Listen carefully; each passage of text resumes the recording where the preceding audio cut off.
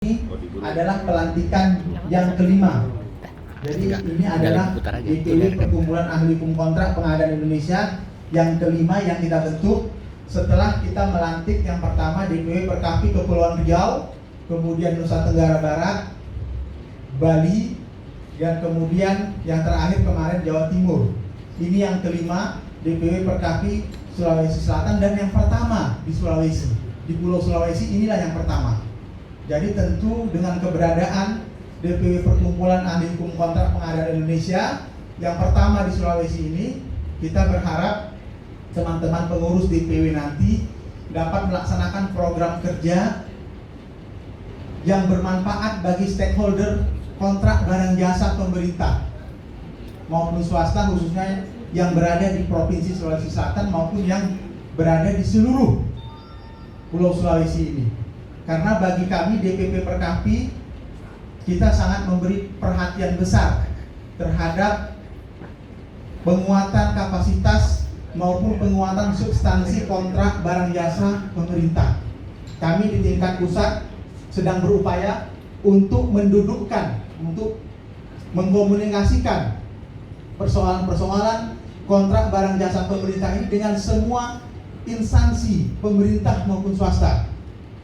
Kami sedang mengkoordinasikan dengan Kementerian Dalam Negeri, Kementerian Keuangan, Lembaga Kebijakan Pengadaan Barang Jasa Pemerintah, aparat penegak hukum, kepolisian, Jaksa Agung, Komisi Pemberantasan Korupsi maupun Lembaga Audit Negara, BPK dan BPKP. Tanggal 3 dan 4 April nanti 2020 di Jakarta kita akan mengumpulkan lebih kurang 600 ahli hukum kontrak, alumni PHKP dari seluruh Indonesia untuk berkumpul, bertemu di Jakarta, membicarakan tentang kontrak barang jasa pemerintah.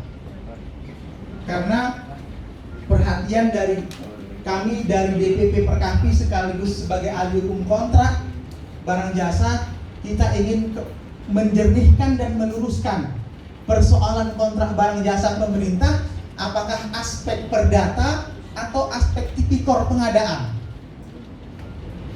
Ketika orang sudah tanda tangan kontrak, punya klausul kontrak di dalamnya, apakah itu merupakan murni ranah perdata atau bisa langsung masuk hukum publik? Misalnya hukum aturan tentang pemberantasan tindak pidana korupsi.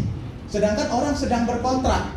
Jadi dari hasil kajian kami selama ini, pendampingan baik yang dilakukan oleh Dewan Penasihat kita, Bapak Edi Usman, maupun pendampingan yang kita lakukan sendiri, teman-teman dari seluruh Indonesia, kita melakukan kajian, mengumpulkan berbagai data dan informasi, ternyata ada beberapa kontrak barang jasa yang sebenarnya diatur di dalam klausul kontrak barang jasa tersebut, mekanisme penyelesaian kontrak. Tetapi kemudian di beberapa tempat terjadi perbuatan itu dianggap merugikan keuangan negara dan menjadi perkara tindak pidana korupsi. Nah, kemudian hal ini membuat ketakutan stakeholder pengadaan barang dan jasa, membuat orang menjadi takut, penyedia barang jasa, badan usaha menjadi takut untuk berkontrak dengan pemerintah.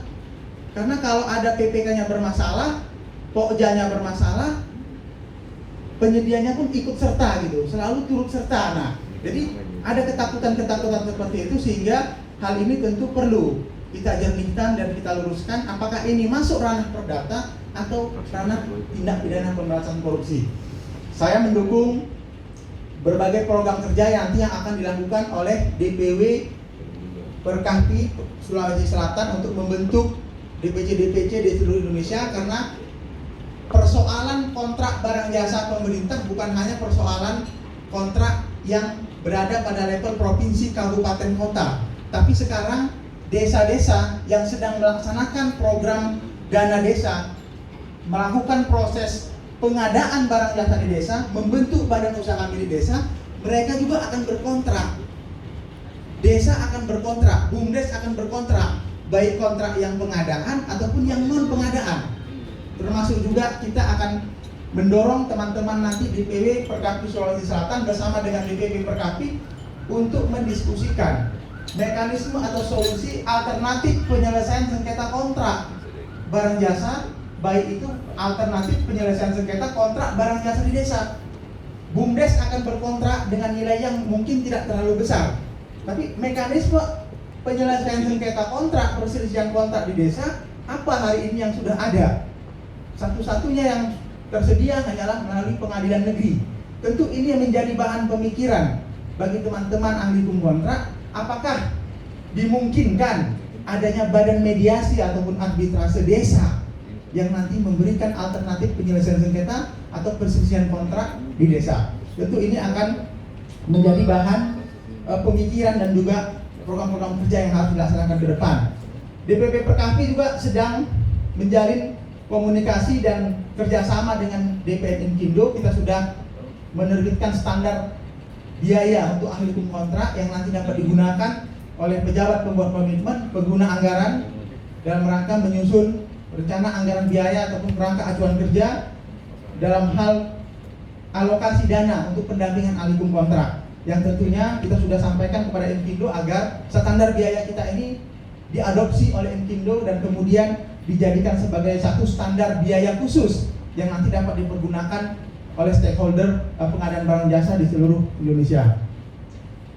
Sekali lagi kami menyampaikan terima kasih dan selamat kepada pengurus DPW Perkaphi Sulawesi Selatan yang telah sukses melaksanakan dan memfasilitasi pelantikan DPW Perkaphi periode DPW Perkaphi Sulawesi Selatan periode 2020-2025. Semoga momentum pelantikan ini, semangat yang ada di dalam pelantikan ini dapat nanti diterjemahkan di dalam proses pendampingan kontrak barang jasa pemerintah di berbagai level, baik itu provinsi, kabupaten, kota sampai ke desa di seluruh provinsi Sulawesi Selatan. Kita akan terus bersinergi dan berkolaborasi dalam rangka memperkuat kapasitas stakeholder pengadaan kontrak barang jasa khususnya di Sulawesi Selatan dan pada umumnya di seluruh Indonesia.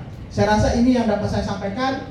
Lebih dan kurang saya mohon maaf, dan saya akhiri dengan billahi taufiq wal hidayah. Wassalamualaikum warahmatullahi wabarakatuh.